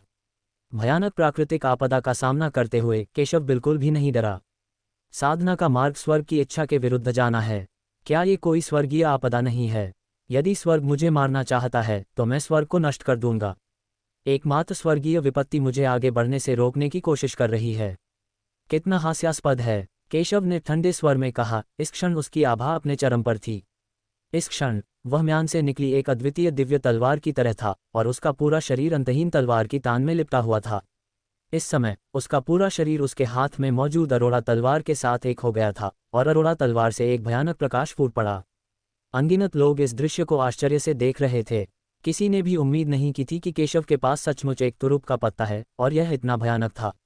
ये है, क्या मनुष्य और तलवार एक हो जाएंगे? कई तलवारबाज इस दृश्य को देखकर और भी हैरान रह गए, मानो उनके दिमाग में कोई रैंकिंग आ गई हो, और वे अविश्वास से बोले, मनुष्य और तलवार की एकता केंडो की एक अवस्था है जिसे केवल वही लोग कर सकते हैं जो केंडो के भयानक स्तर तक पहुंच चुके हैं।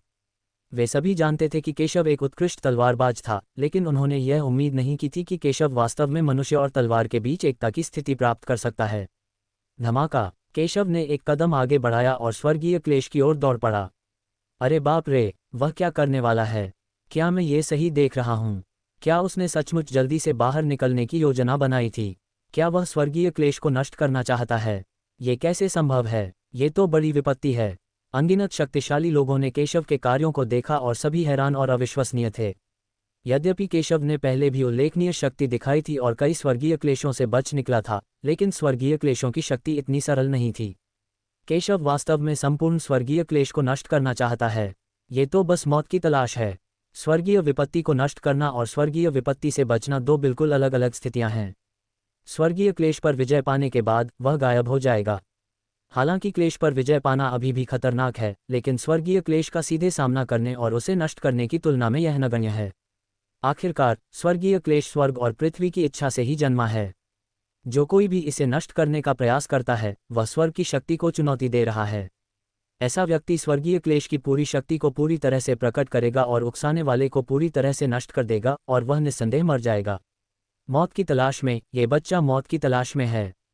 कई सर्वोच्च बुजुर्ग खुद को कोसने से रोक नहीं पाए। हालांकि उन्हें केशव से द्वेष था, लेकिन जब उन्होंने केशव को सीधे स्वर्गीय क्लेश को चुनौती देते देखा तो वे थोड़े पागल हो गए। ये बच्चा मरना चाहता है, उसे रोको मत। वे भूल गए कि उन्होंने पहले भी केशव के खिलाफ साजिश रची थी। ये ठीक इसलिए था क्योंकि वह चिंतित था कि वे परेशानियां पैदा करना जारी रखेंगे। इसलिए केशव ने भविष्य की परेशानियों को खत्म करने के लिए स्वर्गीय क्लेश को पूरी तरह से नष्ट करने की योजना बनाई, अन्यथा वह क्लेश पर काबू पाने में असफल हो जाएगा। गड़गड़ाहट! आकाश के ऊपर केशव के उकसावे को भांपते हुए स्वर्गीय विपत्ति ने अत्यंत तेज गड़गड़ाहट की एक श्रृंखला उत्सर्जित की जो सभी दिशाओं में गूंज उठी। इस समय संपूर्ण विश्व अंधकार में हो गया, मानो अंतहीन अंधकार में डूबा हुआ हो, जो कि भयावह था। केवल केशव में अभी भी कोई बदलाव नहीं आया था। इसके विपरीत उसके शरीर से फूटती तलवार की रोशनी ने उसे इस समय अत्यंत चमकदार बना दिया था। स्वर्ग हत्या करने वाली तलवार को नष्ट करो! केशव ने ठंडे स्वर में चिल्लाया और एक पल में तलवार निकाली, दो स्वर्गीय क्लेशों से पहले पहुंचकर उन्हें सीधे नष्ट कर दिया। फिर वह एक लंबी तलवार में बदल गया और अंतहीन गरजते बादलों को भेद दिया। बूम! केशव की आकृति सबके सामने गायब हो गई। हर कोई केवल अंतहीन काले बादलों में अनगिनत गड़गड़ाहट और बिजली चमकती देख सकता था और स्वर्गीय विपत्ति लगातार छंटती जा रही थी।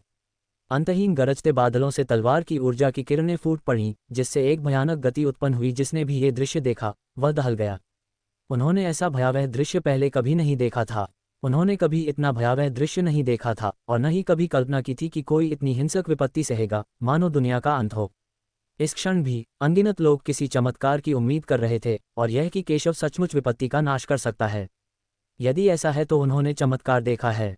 गड़गड़ाहट! आकाशीय विपत्ति लगातार भयंकर गर्जनाएं कर रही थी जो अत्यंत शक्तिशाली थीं। उसकी बची हुई शक्ति ने ही अनगिनत लोगों को भयभीत और अत्यंत भयभीत कर दिया। शून्य में भयानक तलवार की ऊर्जा बिल्कुल कम नहीं हुई, वह अभी भी भयानक और शक्तिशाली थी। समय समय पर शक्तिशाली तलवार की ऊर्जा शून्य से फूटती हुई दूर के पहाड़ों को धराशायी कर देती थी। दर्जनों सांसें बीत जाने के बाद शून्य में छाए काले बादल धीरे धीरे छट गए और अब वे पहले जैसे शक्तिशाली नहीं रहे। क्या ये खत्म हो गया? क्या केशव अभी भी जीवित है? काम किया। अनगिनत लोगों ने ये दृश्य देखा और यह कहने से खुद को नहीं रोक पाए कि उन्होंने केशव की सांसों पर ध्यान ही नहीं दिया। वे आहें भरने से खुद को नहीं रोक पाए, यहाँ तक कि थोड़ा अफसोस भी हुआ। केशव जैसा उच्च स्तरीय दुष्ट कई प्रमुख संप्रदायों के सर्वोच्च बुजुर्गों के हाथों नहीं मरा, बल्कि अपने ही अहंकार में मर गया। मुझे नहीं पता कि यह हास्यास्पद है या दुखद, लेकिन अधिक लोगों ने अपना मन बदल लिया और केशव को समझ लिया। उनकी नज़रों में केशव जानता था कि उसने अद्भुत प्रतिभा का प्रदर्शन किया है और उसका बचना नामुमकिन था, न ही वह इस विपत्ति से सुरक्षित बच सकता था। विपत्ति से बचने के लिए ये रास्ता चुनना वास्तव में एक बेहतर विकल्प था। आखिरकार उसने न केवल अपनी प्रतिष्ठा को बचाए रखा, बल्कि उसने उन लोगों को भी असहाय होकर देखने पर मजबूर कर दिया जो उस पर रखे खजाने के लालची थे, क्योंकि वह स्वर्गीय विपत्ति में निगल लिया गया था। मेरा मानना है कि अब से कोई भी मजबूत आदमी जो आज केशव से निपटेगा, वह निश्चित रूप से आज की बदसूरत घटना का उल्लेख नहीं करना चाहेगा, क्योंकि यह उनके लिए हमेशा के लिए शर्म की बात बन जाएगी। अफसोस की बात है, केशव जैसी उच्च कोटि की प्रतिभा ऐसे ही मर गई। अनगिनत लोगों ने आह भरी और कहा कि उन्हें केशव से कोई शिकायत नहीं है और वे स्वाभाविक रूप से ऐसे शीर्ष प्रतिभाशाली व्यक्ति का उदय देखना चाहते थे। आखिरकार केशव उनके महान जिया का प्रतिभाशाली व्यक्ति था। वे सभी समझते थे कि जब तक केशव नहीं मरता, उसका भविष्य असीम होगा। जरा सोचो, प्रमुख संप्रदाय महान जिया राजवंश, किमियागर संघ और असंख्य खजानों के मंडप के प्रकोप का सामना कैसे करेंगे? मैंने सुना है कि उन्हें पता था कि कई प्रमुख ताकतें केशव को घेर रही हैं और उन्होंने पहले ही हमला करने के लिए शक्तिशाली लोगों को भेज दिया है। मुझे अभी एहसास हुआ कि केशव की पहचान सिर्फ सत्यपथ संप्रदाय के पवित्र पुत्र तक सीमित नहीं है। इस समय एक मजबूत आदमी ने कहा कि केशव न केवल सत्यपथ संप्रदाय का पवित्र पुत्र है, बल्कि महान जिया राजवंश का नवनियुक्त राजा, अल्केमिस्ट गिल्ड का बुजुर्ग और ट्रेजर मंडप का उपासक भी है। क्या कुछ लोग तो ये कहने से खुद को नहीं रोक पाए कि उनमें से ज्यादातर लोग एकांतवास में थे और बाहरी दुनिया में क्या हो रहा है, इसके बारे में उन्हें बहुत कम जानकारी थी। ऐसा इसलिए था क्योंकि आज की लड़ाई इतनी चौंकाने वाली थी कि उसने उन्हें आकर्षित किया। उन्होंने शुरू में सोचा था कि केशव सिर्फ एक प्रतिभाशाली व्यक्ति था, लेकिन उन्होंने यह उम्मीद नहीं की थी कि सत्यपथ संप्रदाय के पवित्र पुत्र होने के अलावा वह जेंगुओं का राजा, किमियागर गिल्ड का बुजुर्ग और ट्रेजर मंडप का उपासक भी था। ये पहचानें उन्हें कैसे चौंकाएंगी नहीं। हर कोई जानता है कि प्रत्येक पहचान प्राप्त करना बेहद कठिन है, लेकिन ये सभी पहचानें अकेले केशव में केंद्रित हैं। सब लोग, क्या आप मेरे महान जिया के राजा केशव पर हमला करना चाहते हैं? क्या आप विद्रोह करने की योजना बना रहे हैं? सम्राट जिया ने कई महान बुजुर्गों को ठंडे नज़रों से देखा और उन्हें पीछे हटने के लिए मजबूर करने के लिए अपने अधिकार का उपयोग करना चाहा। हन्फ, जिया हुआंग, अगर हम तुम्हें सम्मान देते हैं तो तुम जिया सम्राट हो। अगर हम तुम्हें सम्मान नहीं देते तो तुम बस एक साधारण सांसारिक राक्षस हो। क्या तुम्हें लगता है कि तुम मुझे आदेश देने के योग्य हो? कमल संप्रदाय के दूसरे सर्वोच्च बुजुर्ग ने तिरस्कारपूर्वक कहा। सम्राट जिया के एक शब्द के कारण उनके लिए हार मान लेना स्पष्ट रूप से असंभव था। आज केशव को मरना होगा। किंगक्सुआन संप्रदाय के ग्रैंड एल्डर ने भी ठंडे स्वर में कहा। जब सम्राट जिया ने यह सुना तो वह क्रोधित हो गया। तो फिर कार्रवाई करो, मैं यहाँ दक्सिया टाउन के राजा की सुरक्षा के लिए हूँ। जो भी कार्रवाई करने की हिम्मत करेगा वह मारा जाएगा। बूढ़े आदमी ने यह बात ठंडे स्वर में कही और उसके शब्द अत्यंत दबंग थे। जब उन्होंने इस व्यक्ति को देखा तो कई महान बुजुर्ग भी अपना मन बदलने से खुद को नहीं रोक सके। वे सम्राट जिया को गंभीरता से नहीं ले सकते क्योंकि वह उनसे एक पीढ़ी छोटा है, लेकिन बूढ़ा आदमी उनकी ही पीढ़ी का एक मजबूत आदमी है और दा जिया का पूर्व सम्राट है। जिया त्यानहुआन, क्या तुम सच में इस बच्चे के लिए मेरे कई कुलों से दुश्मनी करना चाहती हो? मत भूलना, हमारे बिना तुम्हारे महान जिया शाही परिवार को अन्य राजवंशों के खतरों से कौन बचा सकता है? कमल संप्रदाय के मुखिया के चेहरे पर एक ठंडा भाव था। हो सके तो वह जिया त्यानहुआन से लड़ना नहीं चाहता था, इसलिए उसने धमकी दी। केशव दक्सिया का राजा है। वह दक्सिया के चेहरे का प्रतिनिधित्व करता है। दक्सिया राजवंश उसके साथ जिएगा और मरेगा। जो कोई भी उसे चोट पहुंचाने की हिम्मत करेगा वह दक्सिया को नुकसान पहुंचाएगा। दक्सिया उसका दुश्मन होगा, जिया त्यानहुआन ने ठंडे स्वर में कहा। जाहिर है, चूंकि वह बाहर आने को तैयार था, उसने पहले ही फैसला कर लिया था। उसकी नज़र में केशव बड़े संप्रदायों से ज्यादा महत्वपूर्ण था। उन्होंने कई प्रमुख संप्रदायों और केशव के बीच केशव को चुना। ठीक है जिया त्यानहुआन, तुमने यही मांगा था। पहले केशव को मार डालो और फिर समय आने पर महान जिया शाही परिवार को नष्ट कर दो। कमल संप्रदाय के दूसरे सर्वोच्च बुजुर्ग ने गुस्से से कहा। अब जबकि हम पहले ही अलग हो चुके हैं तो सती सामंजस्य बनाए रखने की कोई आवश्यकता नहीं है। जिया त्यानहुआन, भले ही आज आपको शामिल कर लिया जाए, फिर भी आप हमें रोकने के योग्य नहीं हैं। कमल संप्रदाय के ग्रैंड एल्डर ने ठंडे तिरस्कार के साथ कहा। मेरे अल्केमिस्ट गिल्ड के बारे में क्या? हमारे अल्केमिस्ट गिल्ड के बुजुर्गों को चोट पहुंचाने की हिम्मत कौन करता है? इस समय मजबूत पुरुषों का एक और समूह आया, जिसका नेतृत्व एक बूढ़ा आदमी कर रहा था, जिसने ठंडे स्वर में कहा। वह सभी को जाकिर और अन्य लोगों के पास ले आया। राष्ट्रपति जो, आज आपकी मदद के लिए धन्यवाद। जाकिर को सुखद आश्चर्य हुआ। उसने कभी सोचा भी नहीं था कि अल्केमिस्ट गिल्ड, जो कभी सांसारिक मामलों में शामिल नहीं रहा था, सचमुच वहां पहुंच जाएगा। केशव महान जिया अल्केमिस्ट गिल्ड के एक बुजुर्ग हैं। हम गिल्ड के एक बुजुर्ग को मारे जाते हुए कैसे देख सकते हैं? राष्ट्रपति ने ठंडे स्वर में कहा कि वे आज सत्यपथ संप्रदाय के लिए नहीं, बल्कि केशव के लिए बाहर आए हैं। वे सभी केशव के महत्व को जानते थे, इसलिए जब उन्हें पता चला कि कई सर्वोच्च बुजुर्गों ने केशव को मारने के लिए सेना में शामिल हो गए हैं, तो वे दौड़ पड़े। क्या यह अल्केमिस्ट गिल्ड है? लोगों के इस समूह को देखकर हर कोई हैरान था। उन्हें उम्मीद नहीं थी कि अल्केमिस्ट गिल्ड केशव के लिए आगे आएगा। हंफ, अल्केमिस्ट गिल्ड के साथ भी वे आज हमें नहीं रोक सकते।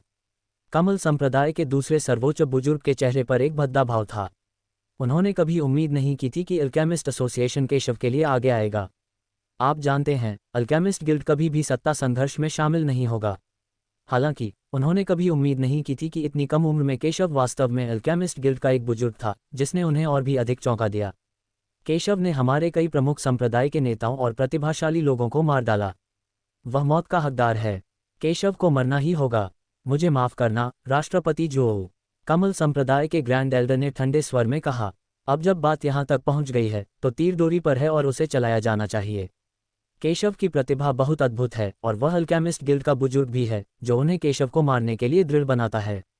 यदि वे केशव को मार देते तो वे केवल कुछ प्रमुख ताकतों को ही नाराज करते, लेकिन यदि वे केशव को नहीं मारते तो वे ही मरने वाले होते। हालांकि अल्केमिस्ट गिल्ड का एक सम्मानित दर्जा है, वे केवल कीमियागिरी में ही अच्छे हैं, मार्शल आर्ट में नहीं। अगर अल्केमिस्ट गिल्ड में कुछ आकर्षण न होता और कुछ ताकतवर लोग न होते, तो लोग अल्केमिस्ट गिल्ड को गंभीरता से नहीं लेते। यदि वे तुम्हें नहीं रोक सकते, तो मेरे ट्रेजर मंडप का क्या होगा? तभी दूर शून्य में एक गड़गड़ाहट हुई और एक विशाल खजाने का जहाज आसमान में दिखाई दिया। उस पर एक युवती, असाधारण गति वाले शक्तिशाली पुरुषों का एक समूह और सफ़ेद बालों और दाढ़ी वाला एक बूढ़ा आदमी खड़ा था। जब उन्होंने जहाज देखा तो सब हैरान रह गए। ये ट्रेजर पवेलियन था। ट्रेजर पवेलियन मथुरा में बाजार करता है और विभिन्न प्रमुख ताकतों के साथ व्यापार करता है, इसलिए ये कभी भी सांसारिक विवादों में भाग नहीं लेता है। आप कौन हैं? ट्रेजर पवेलियन भी इस झंझट में शामिल होने जा रहा है। कमल संप्रदाय के दूसरे सर्वोच्च बुजुर्ग हैरान रह गए। उन्होंने कभी उम्मीद नहीं की थी कि ट्रेजर मंडप इसमें शामिल होगा। क्या केशव अभी भी जूनियर है? उनके लिए यह अविश्वसनीय था कि कैसे इस आदमी की रक्षा के लिए इतनी सारी ताकतें मौजूद थीं। मैं ट्रेजर मंडप का महान जिया मंडप मास्टर हूं और केशव ट्रेजर मंडप का उपासक है। जो कोई भी ट्रेजर मंडप के उपासक को चोट पहुंचाने की हिम्मत करता है, वह ट्रेजर मंडप का दुश्मन होगा। खुशबू ने सभी को बादल जहाज से नीचे उतारा और ठंडे स्वर में कहा कि यद्यपि उनकी ताकत मजबूत नहीं थी, लेकिन उनकी आभा कई महान बुजुर्गों की तुलना में ज़्यादा कमज़ोर नहीं थी। उसने सत्यपथ संप्रदाय के कई महान बुजुर्गों को देखा और झुककर प्रणाम किया। वह पहले तो दक्षिया छोड़ने की तैयारी कर रही थी, लेकिन उसने केशव को उसे विदा करने आते नहीं देखा। कुछ हुआ था, ये जानते हुए भी वह सबको यहाँ ले आए। सत्यपथ संप्रदाय के कई बड़े बुजुर्गों ने भी जल्दी से सिर झुकाया। उन्हें उम्मीद नहीं थी कि यह व्यक्ति ट्रेजर मंडप, दक्षिया मंडप का नेता है। उन्होंने उसकी उम्र के कारण दूसरे पक्ष को नीचा नहीं समझा। आप लोगों को शामिल करने के बाद भी ये पर्याप्त नहीं है।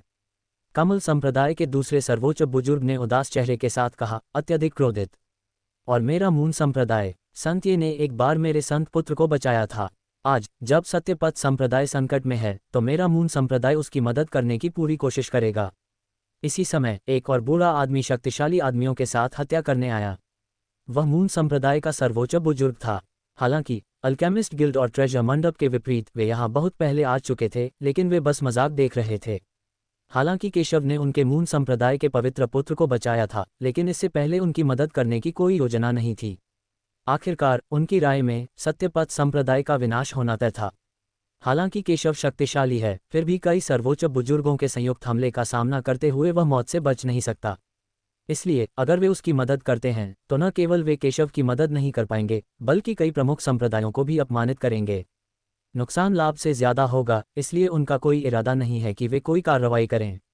हालांकि यह शर्मनाक है, ये वास्तविकता है और उन्हें मून संप्रदाय पर विचार करना होगा। लेकिन जब केशव ने दायरे को तोड़ दिया और स्वर्गीय क्लेश को ट्रिगर किया, तो उन्होंने सत्यपथ संप्रदाय की मदद करने का फैसला किया। केशव की प्रतिभा बहुत मजबूत है। जब तक केशव जिंदा है वो भविष्य में निश्चित रूप से दक्षिया या पूरे मथुरा का सबसे ताकतवर इंसान होगा। इसके अलावा सत्यपथ संप्रदाय को महान जियाशाही परिवार, किमियागर संघ और ट्रेजर मंडप की भी मदद प्राप्त है। केशव असफल नहीं हो सकता और सत्यपथ संप्रदाय नष्ट नहीं हो सकता। जब तक इस बार केशव जीवित रहता है और सत्यपथ संप्रदाय जीवित रहता है, तब तक दक्षिया का परिदृश्य पूरी तरह से बदल जाएगा। इसलिए इस बहाने का उपयोग करते हुए कि केशव ने एक बार मून संप्रदाय की मदद की थी, उसने अपनी मदद की पेशकश की। मेरे जिन्यांग संप्रदाय के संत पुत्र को पहले भी संत ये द्वारा मदद की गई है, इसलिए मेरा जिन्यांग संप्रदाय उनकी मदद करने की पूरी कोशिश करेगा। और मेरे 5 पर्वतीय संप्रदाय में कई महान बुजुर्ग एक कनिष्ठ को धमका रहे हैं। मेरा 5 पर्वतीय संप्रदाय इस तरह के बेशर्म व्यवहार को बर्दाश्त नहीं कर सकता। मेरा डोंगबुआ संप्रदाय मदद के लिए यहाँ है। और मेरा त्यानेन संप्रदाय, दूसरे और तीसरे दर्जे की सेनाओं के कई सर्वोच्च बुजुर्गों ने शक्तिशाली पुरुषों को आगे बढ़ाया और एक स्वर में बोले। बेशक वे सभी ऐसे लोग थे जिन्होंने परिस्थिति के अनुसार अपना मन बदल लिया। इससे पहले जब सत्यपथ संप्रदाय पर कोई बड़ी विपत्ति आई, खतरे का सामना किया और दुखद रूप से नष्ट हो गया, तो उन्होंने कुछ नहीं कहा और बस उत्साह देखा। लेकिन अब जब उन्होंने स्थिति को उल्टा देखा तो वे सत्यपथ संप्रदाय की मदद करना चाहते थे और इस अवसर का लाभ उठाकर कुछ लाभ प्राप्त करना चाहते थे। यद्यपि उनके पास मून संप्रदाय और जिन्यांग संप्रदाय के समान कारण नहीं है, लेकिन धार्मिकता का उनका बहाना उन्हें न्याय के लिए लड़ते हुए प्रतीत होता है। बेशक और भी ताकतें हैं जो इसमें शामिल होने की हिम्मत नहीं करती। उन्हें नहीं पता कि आखिर में कौन जीतेगा। वे चाहे किसी भी पक्ष से जुड़ें, वे दूसरे पक्ष को नाराज कर सकते हैं। अगर वे गलत चुनाव करते हैं तो यह उनके लिए विनाशकारी होगा। इसके विपरीत हो सकता है कि किसी एक पक्ष की मदद करने से उन्हें अधिक लाभ न हो, इसलिए वे फिर भी खड़े होकर देखना पसंद करते हैं और जानना चाहते हैं कि आज अंतिम विजय किस पक्ष को मिलेगी। लेकिन वे सभी समझते हैं कि अंतिम परिणाम चाहे जो भी हो, केशव शायद दक्षिया में अपना नाम छोड़ जाएगा। आप सभी को बहुत ज़्यादा धन्यवाद। हालांकि वह जानता था कि कई ताकतें अवसरवादी हैं, फिर भी जाकिर इस समय अपनी कृतज्ञता व्यक्त करने के लिए उत्सुक था। खतरे का सामना करते समय एक और मजबूत आदमी की मदद से केशव के लिए सफलतापूर्वक आगे बढ़ने की संभावना बेहतर होगी। मूल रूप से वे कई प्रमुख संप्रदायों की संयुक्त ताकतों के सामने कोई मुकाबला नहीं कर सकते थे, लेकिन आज ग्रेट जिया रॉयल परिवार, अल्केमिस्ट गिल्ड, ट्रेजर मंडप, मून संप्रदाय और अन्य ताकतों की मदद से वे केशव को तोड़ने में मदद करने में सक्षम नहीं हो सकते हैं। कई बड़े बुजुर्गों ने यह दृश्य देखा और एक पल के लिए थोड़ा अफसोस महसूस किया। उन्होंने कभी नहीं सोचा था कि केशव, एक जूनियर, स्थिति बदल सकता है। यद्यपि मून संप्रदाय जैसी ताकतें उल्लेख के लायक नहीं हैं, लेकिन दक्षिया रॉयल परिवार दक्षिया का स्वामी है और अल्केमिस्ट गिल्ड और ट्रेजर मंडप शीर्ष ताकतें हैं। हालांकि वे जानते थे कि जिस अल्केमिस्ट गिल्ड और ट्रेजर मंडप को उन्होंने आज अपमानित किया था, वह वास्तव में महान जिया राजवंश की शाखाएं थीं, और इसलिए उन्होंने 2 प्रमुख ताकतों को पूरी तरह से अपमानित नहीं किया। वे जरूरी नहीं कि केशव के कारण क्रोधित हो जाएं और उन पर हमला करें, लेकिन फिर भी 2 प्रमुख ताकतों द्वारा किया गया एक छोटा सा कदम उन्हें भारी कीमत चुकाने के लिए पर्याप्त होगा। उदाहरण के लिए, अल्केमिस्ट गिल्ड उन्हें अमृत प्रदान नहीं करता है और ट्रेजर मंडप उनके साथ व्यापार नहीं करता है। इसलिए अगर उन्होंने आज केशव को मार भी दिया तो उन्हें इसकी भारी कीमत चुकानी पड़ेगी। चलो उन्हें रोकते हैं, केशव को आज मरना ही होगा। कमल संप्रदाय के दूसरे बड़े बुजुर्ग ने स्वाभाविक रूप से उनकी चिंताओं को भांप लिया और ठंडे स्वर में कहा, अब जब बात यहाँ तक पहुँच ही गई है तो कोई पछतावा नहीं है। अगर हम केशव को नहीं मारेंगे तो वह हमें जाने नहीं देगा। केशव को मारकर ही हमारे संप्रदायों का भविष्य सुरक्षित हो सकता है, अन्यथा केशव द्वारा हमारे संप्रदायों का विनाश निश्चित है। ये शब्द सुनकर कई प्रमुख संप्रदायों के सर्वोच्च बुजुर्गों के भाव पूरी तरह बदल गए। 2 प्रमुख ताकतों को नाराज करने के लिए उन्हें जो कीमत चुकानी पड़ सकती थी, उसकी तुलना में वे सभी समझते थे कि केशव को न मारने की क्या कीमत चुकानी पड़ेगी। अल्केमिस्ट गिल्ड और ट्रेजर मंडप की दक्षिया शाखा उन्हें पूरी तरह से नष्ट करने के लिए पर्याप्त मजबूत नहीं है और मुख्यालय सिर्फ एक मृत व्यक्ति के कारण उनके खिलाफ कार्रवाई नहीं करेगा। लेकिन केशव एक सच्चा प्रतिभाशाली व्यक्ति है। जब तक वह जीवित रहेगा, वह एक उच्च स्तरीय विशेषज्ञ रहेगा। वह अकेला ही उन्हें नष्ट करने के लिए पर्याप्त हो सकता है। भले ही वह नहीं मरा, शायद 2 प्रमुख सेनाएं केशव के कारण उन पर हमला करेंगी। आखिरकार एक जीवित व्यक्ति और एक मृत व्यक्ति का मूल्य अलग अलग होता है। जब केशव जीवित था तो वह दाजिया या यहाँ तक कि मथुरा का भविष्य का शीर्ष प्रतिभाशाली व्यक्ति था, लेकिन जब वह मर गया तो वह सिर्फ कुछ प्रतिभा वाला एक मृत व्यक्ति था। मैंने अन्य सर्वोच्च बुजुर्गों को हमारी सहायता के लिए आने के लिए सूचित कर दिया है। केशव आज मर जाएगा। कमल संप्रदाय के ग्रैंड एल्डर ने भी ठंडे स्वर में बात की, जिससे सभी को आश्वासन मिला। शुवान्यु संप्रदाय का सबसे बड़ा बुजुर्ग मुझे मारने आ रहा है। केशव को मरना होगा। सूर्य ऊर्जा संप्रदाय के महापुरुष ने भी यही बात कही। G2 संप्रदाय, हानहाई संप्रदाय और अन्य संप्रदायों के सर्वोच्च बुजुर्गों ने निर्णय लिया कि केशव को मरना होगा। बलवान पुरुषों का एक समूह एक साथ बाहर भागा। घृणास्पद। जाकिर का चेहरा पीला पड़ गया जब उसने देखा कि वे उसे मारने आ रहे हैं। हालांकि आज उनके पक्ष में कई ताकतवर लोग खड़े थे, लेकिन उनमें से ज्यादातर दूसरे दर्जे की सेना से थे। शीर्ष ताकतवर लोगों के सामने उनमें से ज्यादातर का जिक्र तक नहीं किया जा सकता था। सम्राट जिया अपने साथ सभी शक्तिशाली लोगों को नहीं लाए थे। आखिरकार शाही परिवार को अभी भी शक्तिशाली लोगों की जरूरत थी, इसलिए केवल एक ही सर्वोच्च बुजुर्ग आया था। अल्केमिस्ट गिल्ड सिर्फ एक कीमियागर है, वे केवल अमृत प्रदान कर सकते हैं। और ट्रेजर पवेलियन में केवल एक ही शीर्ष स्तरीय विशेषज्ञ है जिसकी तुलना उनके साथ की जा सकती है। इसलिए अभी भी कई शक्तिशाली लोग हैं, जैसे कि कमल संप्रदाय के सर्वोच्च बुजुर्ग, जो केशव से निपट सकते हैं। लेकिन फिर भी उन्हें केशव को सफलतापूर्वक आगे बढ़ने के लिए समय खरीदना होगा। जिसके पास भी मौका हो उसे कार्रवाई करनी चाहिए। हमें उस बदमाश को रोकना होगा और उसे आगे नहीं बढ़ने देना होगा। हमें उसे तब तक मार देना चाहिए जब तक वह कमज़ोर है। कमल संप्रदाय के दूसरे सर्वोच्च बुजुर्ग ने उन्हें रोकने की कोशिश करते हुए देखा और ठंडे स्वर में कहा, जिसके कारण कई सर्वोच्च बुजुर्ग उन्हें रोकने लगे। केशव अब सफलता के उस महत्वपूर्ण क्षण पर है जब उसकी ताकत सबसे कमज़ोर होती है। वे केशव को जरूर रोक सकते हैं और शायद उसे मार भी सकते हैं। ये शब्द सुनकर कई बड़े बुजुर्गों ने एक साथ सिर हिलाया और बिना किसी हिचकिचाहट के अपने घातक हमले शुरू कर दिए। जाकिर ने भी केशव की रक्षा के लिए शक्तिशाली पुरुषों के एक समूह का नेतृत्व किया। जब तक केशव जीवित है, कोई भी कीमत चुकानी पड़ेगी। केशव की वजह से दोनों पक्षों में एक भयानक युद्ध छिड़ गया। युद्ध शुरू होने ही वाला था। ये बेहद भयानक था और चारों तरफ से पागलपन भरे हमले जारी थे। केशव, नरक में जाओ। इस समय दो शक्तिशाली सांसारिक दुष्ट योद्धा घेराबंदी तोड़कर प्रसन्न भाव से केशव की ओर दौड़े। वे दोनों प्रमुख संप्रदायों के शीर्षस्थ बुजुर्ग हैं। अगर ऐसा पहले होता तो वे कोई कार्रवाई करने की हिम्मत ही नहीं करते। आखिरकार उन्होंने केशव की भयानक शक्ति देखी है। यहाँ तक कि कमल संप्रदाय के गुरु और अन्य संप्रदाय के गुरु भी केशव के हाथों मारे गए और कमल संप्रदाय के महापुरुष भी केशव से हार गए। उन्होंने केशव को उकसाने की हिम्मत की और बस मौत की तलाश में थे। लेकिन केशव के लिए ये क्षण सफलता पाने का निर्णायक क्षण है। केशव के लिए ये निस्संदेह सबसे अच्छा समय है। जब तक केशव जल्दबाजी में काम करने की हिम्मत करेगा, वह नाकाम हो सकता है। अगर वह सावधान नहीं रहा तो वह भटक जाएगा। उनकी ताकत पहले ही दिशा क्षेत्र तक पहुंच चुकी है और उन्हें खुद पर पूरा भरोसा है।